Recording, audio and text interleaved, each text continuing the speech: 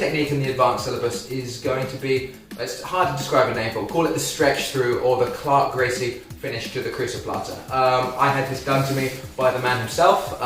It was deeply unpleasant, and I'll explain why and how. So we're going to start to begin with in the plata again. Just to give this some context, as I mentioned in the previous one, I ended up in this position as a result of my own terrible mistakes where I did the sit through because I couldn't force my weight in the plata any other way. So I decided to sit my hips forward to try and bring him up there, and that created this situation. He didn't do the full setup with the roll I showed in the previous technique. I did this to myself, unfortunately.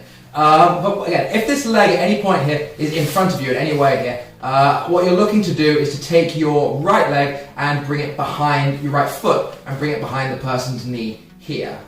Depending how flexible you are, you may have to do this in different ways. You may have to start with this leg here just to elevate it a tiny bit, and then keeping it elevated, bring it up and pass it under. That will go sometimes. You don't actually even need to lock it. As I said, you can do the whole technique just this way around, although it's not quite as easy. I think generally I find it best to, again, come up with this, raise this. You bring the whole person back. That just for a second makes the leg relatively light because their weight transfers to their backside.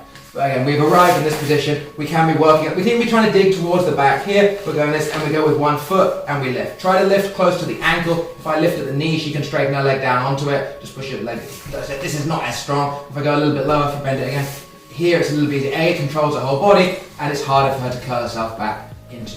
So we're looking to lift up, and then pass this under, and go through into here. Again, if you are less flexible and you want to you can elevate just for this. This does still work this way, but I like the control and security of this position here.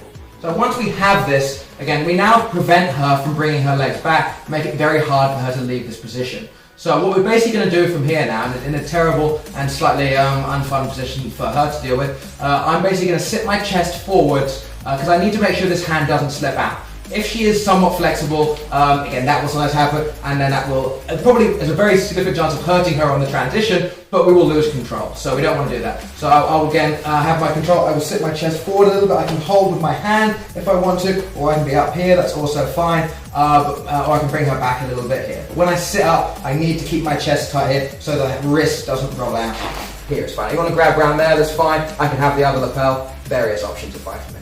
So once I have this, I'm going to try and place my hands on the ground, here and here, here and here, and my chest is still very, very close here. And then from here, all I'm going to do is scoot my backside away, keeping my chest forward. I want to do this and side away. My chest stays here, and my backside goes backwards. Well, yeah, this gets very, very, very unpleasant very, very quickly. It's not much you can really do about it. Again, my hands can be in different places depending on your body control and flexibility and things. Again, I can have one here and move backwards. I can turn.